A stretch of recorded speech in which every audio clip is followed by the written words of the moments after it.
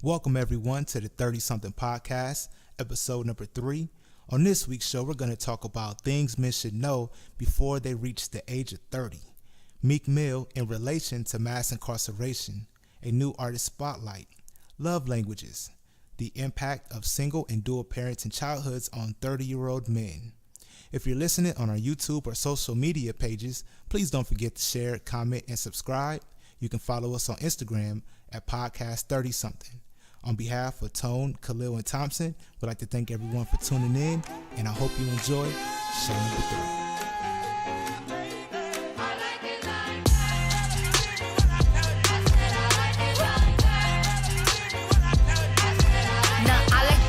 I like diamonds, I like stunning, I like shining, I like $1 million deals. Where's my pen? Bitch, I'm signing. I like those Balenciagas, the ones that look like socks. I like going to the Tula, I put rocks all in my watch. I like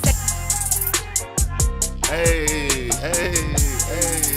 Yo, that's a joint right there. I'm telling Cardi's you, man. gonna have the summer on smash. Oh, you already know. Big facts. The summer gonna be fire.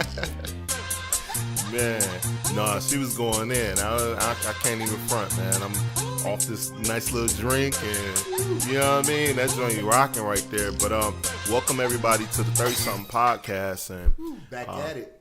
back at it again. This is episode number 3, and we're gonna kick it off with talking about the 5 love languages. All right, in case you don't know, the 5 love languages, they were established in 95 by this author named Gary Chapman, and he essentially broke down that the 5 love languages are receiving gifts, quality time, words of affirmation, acts of service or devotion, and physical touch. Yeah, so let me ask y'all something. As far as that, so do you believe that people really do have love languages? And do you think that a person may have the same one as their mate, or they may have like opposing ones? Like, what do you guys think about that? Yeah, most definitely. I believe that. Oh, by the way, this is Tone. You know, quick intro. But yeah, everybody has the 5 love languages within them. It's just the simple fact that once you get, I guess, in your 30s, which you know, the podcast is the 30 something, that I personally feel as if that they change. So elaborate on that. Earlier, you know, in my earlier 20s, that it used to be physical touch, quality time, acts of service. What's the other one? Well, we had physical touch, we had receiving gifts, quality time, words of affirmation, and acts of service or Acts devotion. of services, and then it would be words of affirmation, because I'm very confident within self. That's always going to be my 5th, right? So I don't need nobody to tell me nothing. Oh yeah, I think everybody has all 5 love languages. It's just a matter of which one you're most comfortable with and which one that you want to receive to get that. Right, that it's like a ranking confirmation. system. It's like a ranking system. I know some people, physical touch is not that big to them. They don't like being touched, especially Which not in my public. 30s, mine's changed. Yeah. So, you know, physical touch probably went to number 2 or number 3, and spending quality time. And then I guess acts of service moved a little bit higher up on my list because of maturity. So that's why that transition, sometimes I have to reevaluate them periodically in whatever space that I'm in. So most definitely, if you know the 5 love languages, you might have to reevaluate those, because those do change when you get a little bit older. And the thing about with these love languages is you really have to know yourself. Absolutely. Some people don't even know themselves to know what their love language is, to know that they don't respond well to physical touch, or they don't like acts of service or gifts. They like words of affirmation. They need somebody to tell them, "Yo, I appreciate you. Right. I thank you. I thank you that you're in my life." You know, stuff like Now, that. So that takes a while to get to that point. A That takes long a certain time. level of maturity. Yeah, you to gotta get know to that yourself. point, you know? Yeah. And this is Thompson, by the way. I didn't really introduce myself, but you know, it's your boy Thompson. You out here, love language. You get. And listen, guest, you know, we really do have a pretty cool guest actually on the show. Now, our last 2 shows, check out the first and second episode that we have on YouTube, and also SoundCloud. But also, you know, I want to introduce our wonderful guest. We have a female guest, and we want to get her perspective on a lot of topics, because we have been getting a lot of comments and want to get a woman's perspective. So I want to welcome Kenya to the show, the podcast, 30 Something Podcast. And also, she is our, photographer as well. So she focuses really on kids. She's into the, art of photography. Most definitely check her out on the KGillespiePhotography.com. But also, Kenya, what is your perspective on the 5 love languages? So I definitely agree that as a person, I'm not going to say you have all 5. I believe you probably have most. The one thing that I would probably differ with you on is not that people don't know themselves to know what love language they have. What the book did for me was give me the words that it allowed me to articulate it in a way that I knew what it was. I didn't actually know how to articulate it to other people to where it made sense. And it made me seem less selfish because I'm a receiving gifts person. That's the top one, right? And I would say probably receiving gifts, acts of service, then words of affirmation, and the other 2 way down on the list. So physical touch and quality time, right? Yeah. So that pinpoints, and hopefully we'll bring that topic up a little later in another actual podcast. But, that mental interaction with a female counterpart or even your partner really is a heavy bond. So that does move up higher as you mature because you know how to stimulate the emotional piece of a relationship, right? But you said the acts of, the gifts, right? Mm-hmm. That's the top. What type of gifts are you talking about? Because, you can't be having somebody at Neiman Marcus trying to run up the bag every week. Car or something? Man. What kind of gifts you need? So it's not necessarily first let me just clarify that I'm a very generous person by nature, right? And so it's important for me to make sure everybody understands I'm not asking you for anything that I'm not willing to give of myself. Okay. But when we talk about gifts, the easiest way for me to kind of explain it is I have a lot of, when guys try to come on to me, oh, can I cook for you? Can I rub your back? Can I do X, Y, Z? That's at the bottom of your list, though, right? I find That's all like of an that acts of repulsive. Oh, yeah. And so it's always a disconnect because I'm a gifts person. So, hey, we can go out. We can impress me. And I have a saying that, guys, I'm not impressed by your attention. And sometimes I think that that's the bare minimum. Oh, for some people, that's everything. If you just pay attention, give me your time and attention, they're good. That's quality forever. time. That's that love language of quality time. Yes, but guys have the, unfortunately, I think most assume that quality time is important to every woman. And you approach us with, definitely me, with that perspective, and it always goes south. Now, could you, go back to your 20s and has those love languages changed for you personally in order? Or do you feel like they've stayed consistent? I feel like they've stayed consistent. I would say what has changed is my tax bracket. So the type of gift that I expect has probably become a little more elaborate over the years. No more promise rings. No Now, trips monetary to gifts McDonald's. are simplistic things like, say for instance, somebody is driving out of town and they go to a pit stop and they bring you back a keychain from Costa Rica. Absolutely. I think that's awesome. So it's the thoughtfulness. It is the thoughtfulness. It's a receiving of something. So let me ask you something, then. As far as like with the love languages, do you think that there's a correlation between a person's love language and then their childhood? Like meaning the way that they were brought up, and if they didn't receive affection from their parents, and do you think they look for that affection from their mates, or if they were spoiled growing up, they expect their mates to like spoil them? What do you guys think about that? Absolutely, yes. I think that's you are a product of your environment. Indeed. Whether the product ends up being positive or negative, you typically are a product of your environment. I do have one quick question. Do you guys think there are only 5 love languages? Are there any other ways of communicating your love or affection for somebody that's not outlined? I think as far as with that, because like you mentioned, it's a book. So it's someone's perspective, it's someone's opinion. It's articulated a certain type of way.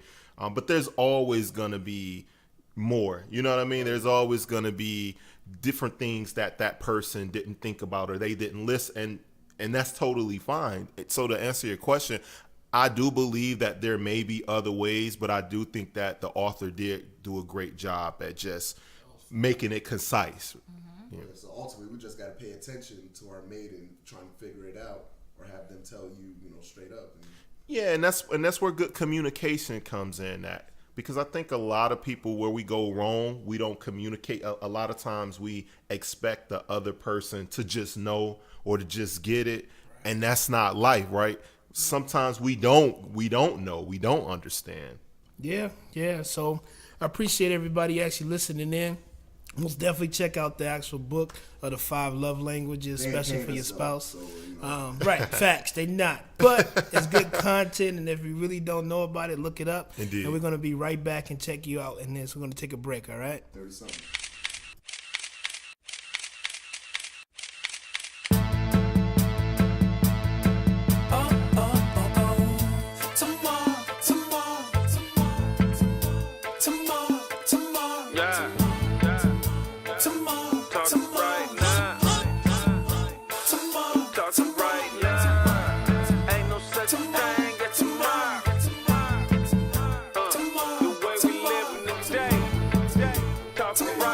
Was that 2 Chainz? Okay, I'll wait for that 2 Chainz. Pharrell on the beat. On 2 Chainz. Yeah, that song never gets old to me. But anyway, welcome back to the 30-something podcast. I hope that you are enjoying the show so far the same way that I am. It's your homie Josh. And for this segment, I would like to talk about if you fellas and a lady, if you notice a difference between men who are raised in a dual parent home versus men who are raised in a single parent home by the time they reach 30. And then specifically to you, Kenya, do you notice a difference in your dating life when it comes to men who are raised in a single versus dual family home? What are your thoughts? So I have to be honest. I can't say that I've seen a difference. As a woman, one of the things I hear and I find it really offensive is a woman can't teach a boy how to be a man. I've heard that. And my comeback to that is always, as a mother, I don't need to teach him how to be a man. I need to teach him how to be a decent human being, which supersedes being a man. I do believe it is critical for men to be in the household and to be in their child's life. I don't believe that that it always has a detrimental impact on the child. I think when the mother is the mother that she needs to be, that she can overcompensate a lot to fill some of those voids. Again, going back to being a decent human being, I believe is more important than it is to teach a boy how to be a man. Now, I just really, agree 100%, what you said about how, a woman should teach a boy or a woman how to be a decent human being. But based off of boys or females, women that literally have that single parent, in the home, it's a lot of mannerisms, isms that they portray off as levels of weakness if they're not followed up behind role models. Now, that's the part where if the man is not in the home, that if you don't have that solidified role model, that it's still something that it's always going to be something missing. And what I mean by that is that I was raised in a house with 2 parents. And I had my mom and my dad until I was grown. And I still had that village where I had role models such as my godfather, my uncles, who, whatever steps that my dad might have missed in, manhood, they followed right through. So I think you said something very important there. And so this is my public service announcement of today.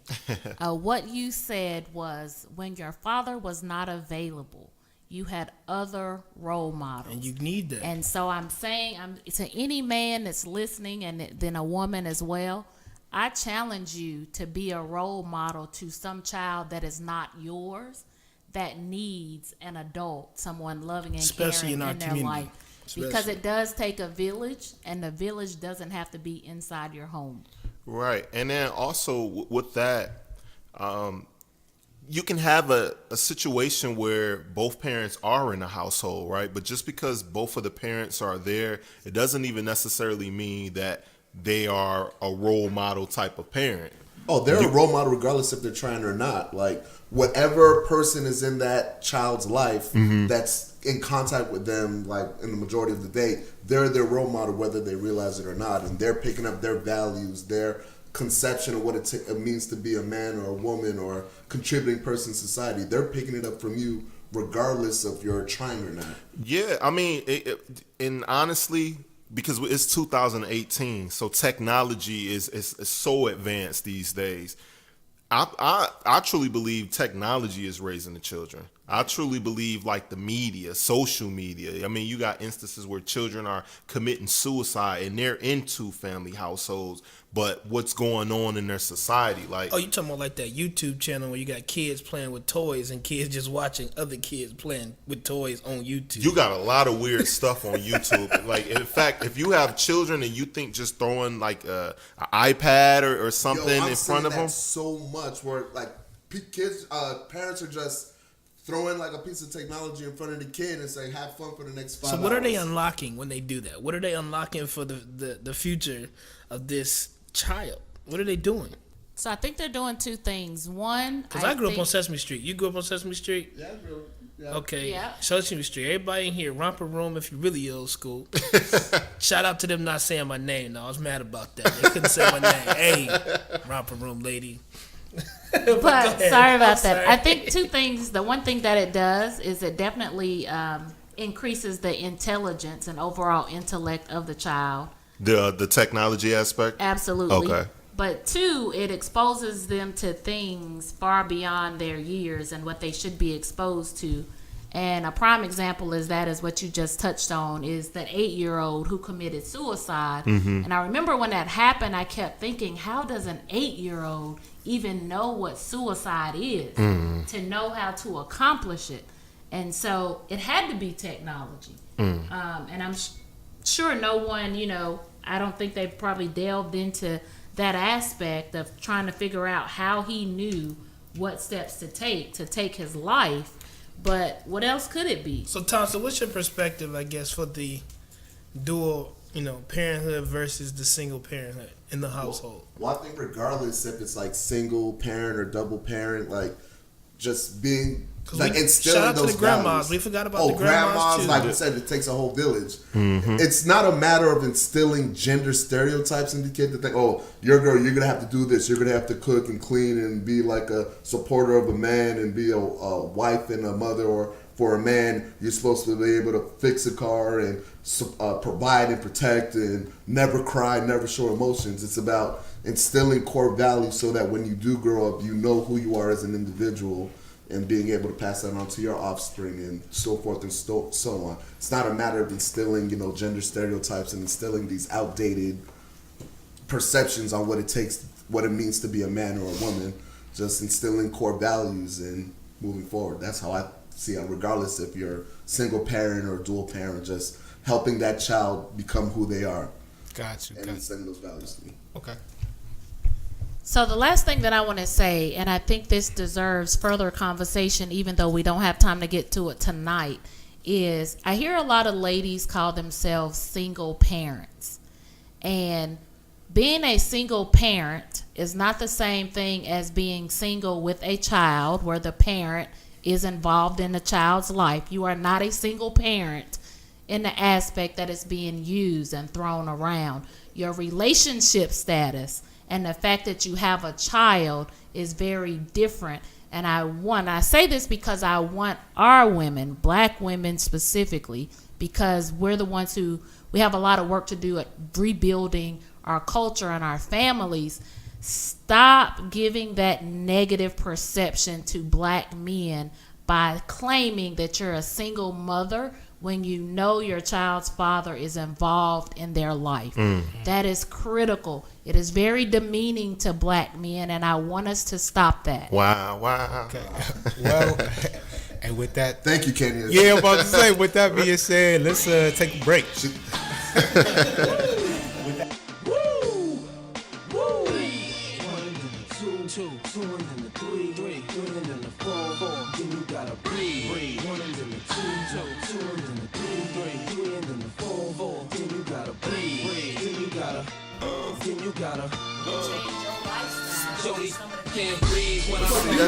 been trapped since 19 No, years I old. don't even know Meek Mill, so I can't even speak on. I'm I just don't one even know what telling his instance. situation is. All right, so the conversation, off the recording part of, production, shout out to the engineer Josh. But, the conversation got a little bit intense because we were talking about, current events such as Meek Mill. And, I do want to hear everybody's, perspective in the room because this is a serious topic that we need to address. Now, everybody knows, or if you shouldn't know, Meek Mill has been incarcerated and been on probation for the past 10 years of his 10 years, lifespan. A decade, man. That's crazy. He's had a couple, visitors, such as Kraft, the owner of the Robert Kraft. Patriots, the Patriots. Also, the owner of the 76ers, the mayor, The mayor of Philadelphia came through. visiting him in incarceration for a violation of probation of him popping a willie in his video. So, I want to get everybody's chiming in and, opinion about the situation at hand because the conversation got a little bit deep. So, we want to backtrack and let you guys know what's going on. All right. What up? This is Thompson. In my limited knowledge of the situation, I understand that Meek Mill, he's had issues since an adolescent. He's been in and out of the juvenile detention centers. He caught a case mad young in his life, and he's still reaping the consequences of his decisions from back then. And I know we could sit here and say that the system's all messed up, and Meek Mill should know better, and he knows the people are watching him. He needs to act a certain way, but when you're put in that situation since an adolescent, and you can't escape those consequences, you can't pay enough of your dues to pay for those you mistakes. can escape, but somebody just actually is targeting you. You're being targeted at this point. You can escape. He escaped, his past. He followed in my eyes, his, regulations of probation. It was people, I believe, that actually was just out to get him. I mean, he was a target of saying, hey, And you hear about compromises in the judicial system, the judge trying to persuade Meek Mill to do certain acts and sign with certain people, and they'll let him free, and the whole thing is compromised. It's destructive. He's been set up from the jump, and even if he were to escape it, they're still trying to hold on to him. And yeah, let's just keep it real. Seriously, man, the whole system fucked up. You know what I mean? Excuse my language. The system is designed perfectly to work against us, and that's just the truth of the matter. You got to you got to be accountable for your actions. You got to be responsible you got to be very, very responsible. But it's no matter what you do, there's going to be things that you can't get around. You can't get around racial profiling. You can't get around people just being bigots. You can't get around. You got cases where a black kid and a white kid do the very same thing, but the white kid does no time or gets probation, and the black kid get 1 million years. You know what I mean? There's a million different type of examples of things going on. I mean, you got political prisoners, for Free Mumia. You know what I mean? You even see recently with the whole Starbucks situation where two guys chilling in a Starbucks in Philadelphia, the employee at Starbucks thinks they're causing an issue, or I think they tried to use the bathroom. Right. And the employee says, oh no, you only customers can use the bathroom. And then they get a little back and forth, and then they call the police, and then they get arrested. Yeah. You know how many people loiter and chill in Starbucks without doing nothing all day? And then for some reason you feel like you have to escalate the situation to call some police to arrest these two black guys. And then the police, when they arrive there, they're not doing their job in assessing the situation and realizing that there isn't any type of necessity for them to be there and talking to the Starbucks employee and saying, oh no, there's no issue, or be good. They elevated and escalated the situation even further to the point of allowing the justification of this employee calling the cops To make and it then arresting simple, them. I mean, they could have made it simple and say, you know what, they were called, they made a call, they could have just had the two boys actually leave. But since they got arrested, and they didn't get charged with anything that I know of for right now, the fact that they had to be put in handcuffs in the system is mentally detrimental to their, it's mental health. Ridiculous, man. It's embarrassing as well. I mean, it's like modern day lynchings. It's like there. It's the system is always gonna, reinforce itself. The system is gonna, like, if you have people that's in power who look at you and they fear that you're going to do the same thing that they've done to you for hundreds of years, it's automatically ingrained and instilled in them. A lot of people, if you're not a racist person, you don't have to say, oh, I'm not racist. No one doesn't do that. Your actions are going to prove that. In Kenya, you got something? So what I was actually going to say earlier and what we were talking about is a little, it's going to sound a little harsh coming in behind talking about the guys from Starbucks, because I do believe they were completely innocent and that was a gross, negligent overreaction of the manager. But and the police. But I think what's important in this particular conversation, and I'm talking to my black brothers and sisters again right here, is what is happening today is not new, and it's almost a fact. When I say fact, I would say just the same as the Pelaga whoever theorem. It's a fact. It's right.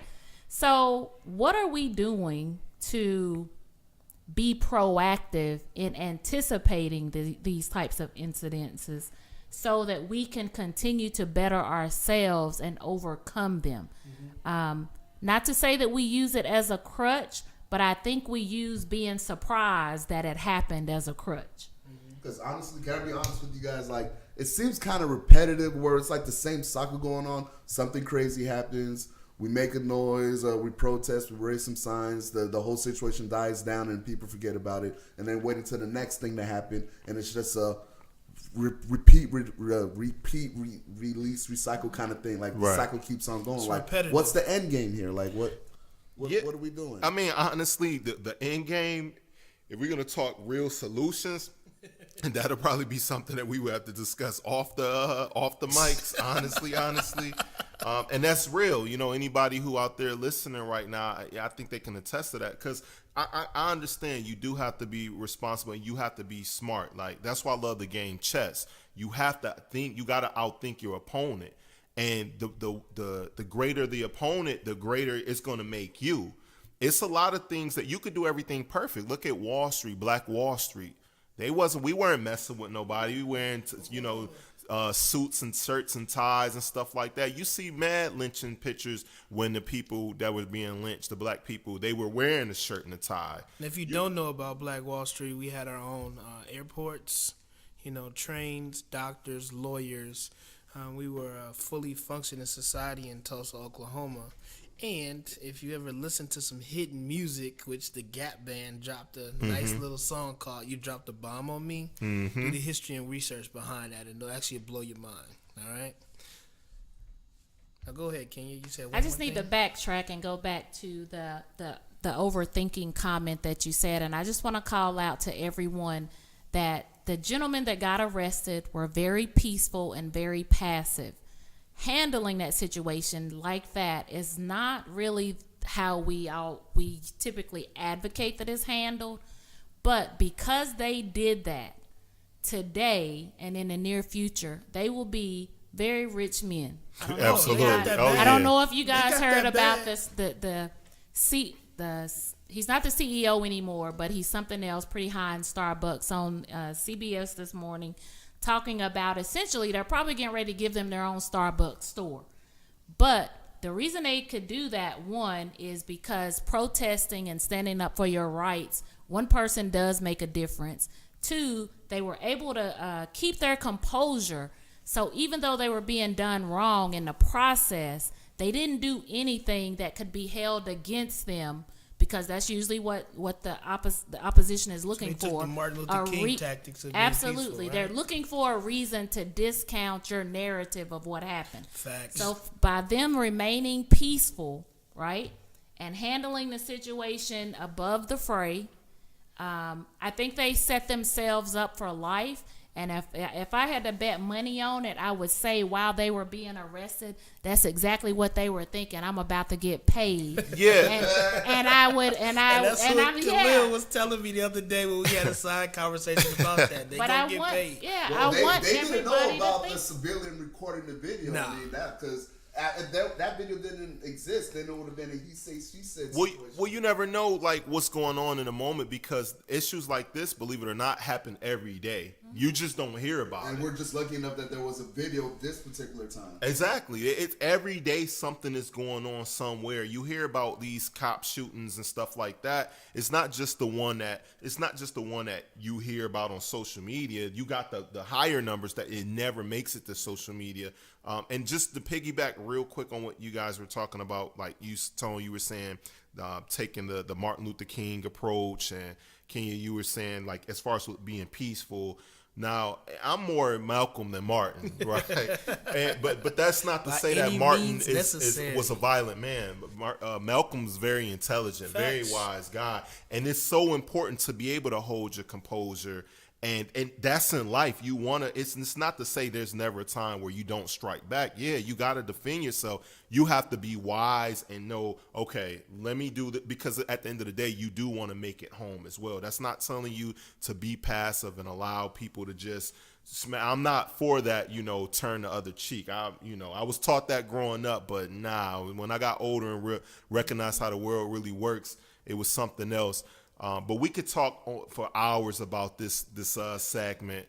But we're going to go to a quick commercial break, guys. And you guys sit back at this 30-something podcast. Yeah.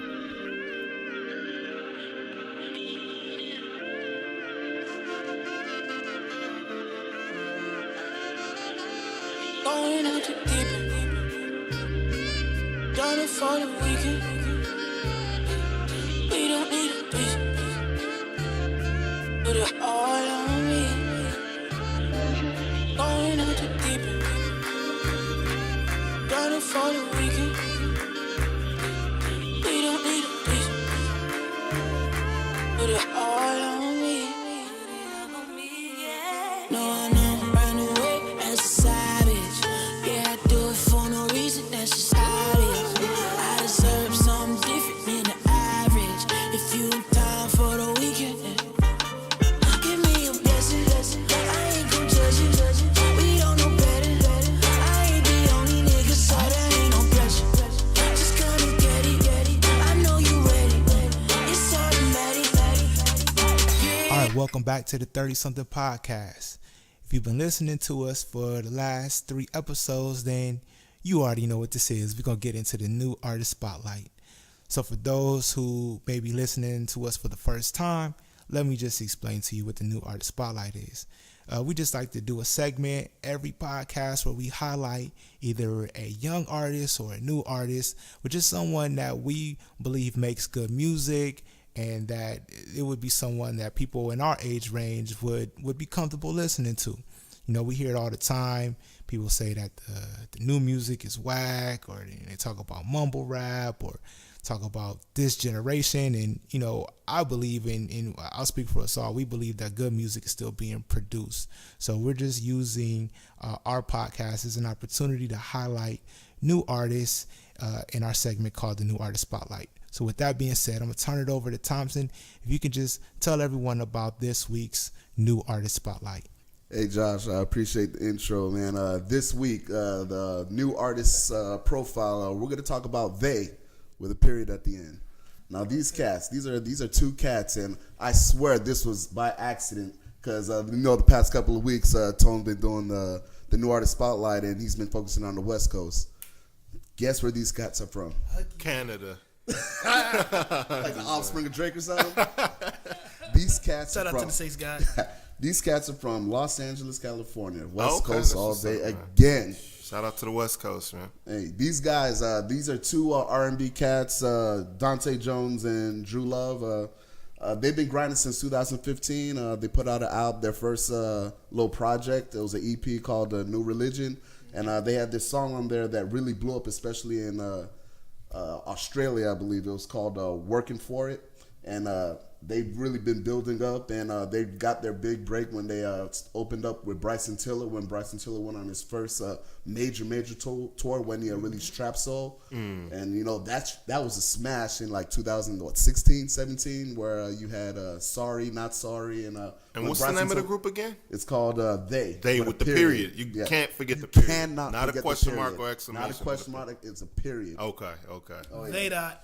And let me tell you, I went to that Bryson Tiller concert where They opened up. How many women were at that Ooh, concert? it was like 85%. It was insane. Yeah. And let me tell you, when They opened up, they tore the place down. Like, they had everybody, they turned everybody into that place into a fan. And They probably put the expectation out for Bryson Tiller to hop on the stage. it was a tough act to follow. And the interesting thing about They is like they fuse a lot of different musical genres together. Like they fuse R&B, hip hop, rock, and pop, and they fuse it together. So they kind of blur the lines between genres, but they put a 90s spin on it. So it's kind of similar to like a Paying Bryson homage to the Tiller. old school. Yeah. Okay. Their music is very 90 vibe-ish, and they're really dope. And some of their standout tracks to me are Back It Up, Working For It, Deep End, which is the song that led into this intro. It's a very dope song. And it's featuring this other cat called Ishdar. We can talk about him in another podcast, but he's really dope too. And they put out some new tracks in 2018 called Ain't the Same. So this week's new artist spotlight is They, with the period at the end. Most definitely, I'm gonna have to check that out. Add that to that playlist. Oh, yeah. 1, 2, 3, 4, 5, 6, 7, 8, 9. 1, 2, 3, 4, 5. 1, 2, 3, 4, 5. 1, 2, 3, 4,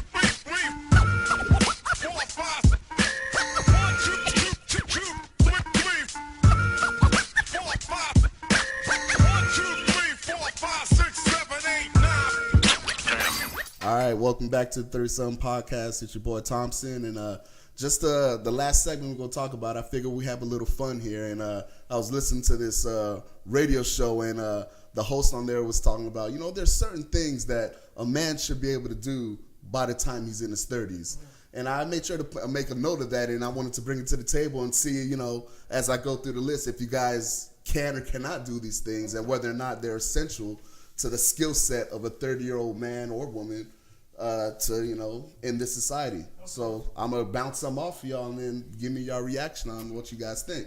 Gotcha. Yeah, that Let's sound have cool? it. Oh, yeah. Let's Yeah, have it. What let's you get got? it. All right. Number one on this list. Now, this might be nostalgic for you guys. Whistling with your fingers in your mouth. You know, like your dad or like your finger, like, you know, they'll blow really loud. Not. I don't think in our culture. It's, Well, I mean, remember Phil Jackson well, I know had how to the do a Chicago whistle. Bulls? Yeah, I remember seeing my pops like whistle when I was real young, and I was so amazed. I started learning how I even know how to whistle with like one finger. I haven't done it in So years. now or you're just whatever. showing off right now. man, Pops just used to open that, you know, that everybody got that old screen door that slam real loud. Pops used to just yell through that screen door, and if you ain't come, then Oh, boy. it was a problem. He ain't whistle, he ain't do none of that. All right, next on the list, reading a map. Not a GPS, not pulling up your phone and Googling. Like, do you know how to legit open up a paper map and know how to get from A to B just by using a North, map? east, south, west, I can read a map. Khalil, you're shaking your head over there. What's going on? I'm going with the old trusty. Hey Siri, get me the such and such. Yo, you know this technology will fail you, right? It will, and it has. But Now, real talk, I moved to Charlotte, 3 years ago, and the first thing that I got was an actual map of Charlotte to figure out where I was going. And that actually helped me get where I needed to be because my GPS didn't work because I had Sprint and I was trash. So, I know how to read a map. I can get from point A to point B with no phone. All right, because there's going to come a day when it's going to happen. All right, next on the list, Can you open a bottle without a bottle opener? Oh yeah, I need a No. Yo, legit. One time I saw my pops growing up. He used his teeth. Oh, he's savage. Crack. He's a savage times 10. Hey, man, that's how y'all got down there in Miami, man. Yo, there's a lot of shit that goes down in Miami. I'm telling you. No, I've seen OGs open it with lighters, or I can use my keys. I'm pretty handy. All right. Next on the list, grill with charcoal. Not gas, not propane, no, not microwave. No, can you grill with charcoal? Man, I ain't even gonna front with y'all, man. I'm great at making cereal, peanut butter jelly sandwiches, and shit like opening up some chips. And Cameron over there shaking your head at you. He's like, I Now, apologize. I can stack the coals, but I really don't like charcoal because it's messy. So I like the gas grill. But yes, I can do it. Hey, your boy Josh I can grill with charcoal. Okay. okay. You said that real confidently. Now we'll have to try it. Real confident, but I'm a vegetarian, so y'all don't want anything They on don't grilling. count that, man. Yeah, he You grilling gotta put some watermelon, meat on there, man. man. He got some watermelon there grilling, man. That's what he doing. All right, next on the list, tie a necktie or a bow tie. Facts. I've done that since I was 23. All right. Yeah, I can tie a tie, not a bow tie. I don't really. I know that's kind of like the thing right now, but I could tie a regular tie. All right, Josh. Yeah, absolutely. I could tie a regular tie, but yeah, I can't. All do a right. bow See, tie. we all grown professionals. We all know. I learned to. Hey, shout out to my boy Brent B Roach, B Roach Events.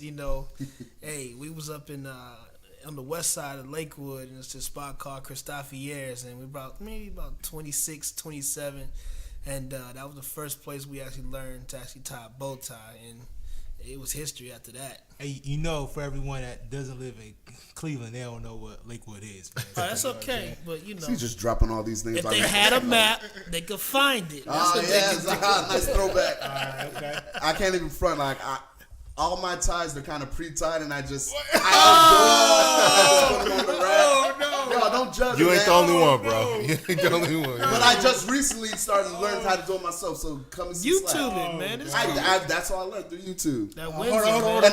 real quick. So did someone tie your tie and you just never take it like untied? No comment.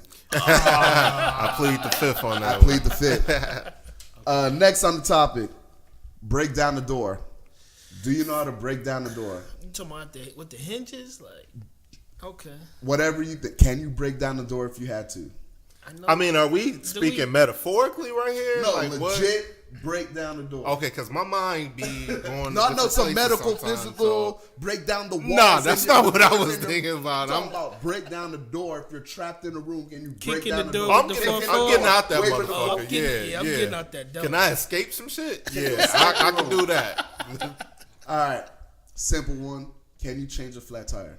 Yeah. Oh yeah, shit, hey, man. You'll be surprised out here who can't change a simple flat tire. If you want to get home, man, I done caught a flat on the freeway in the middle of the night and on a busy road, and you nervous that a car might hit you, but you got to get this thing changed. Yeah, I mean, I got AAA now, but before my AAA days, man, I done had a couple of flat tires in my life. So yeah, you got to be able to do that. Tone, you. Yeah, I can change the tire. I don't like to. You sounded very unsure over there. No, I mean, yeah, listen. I'm pulling that spare out. Man. I don't trust that jack that's with the spare because it's going to fall.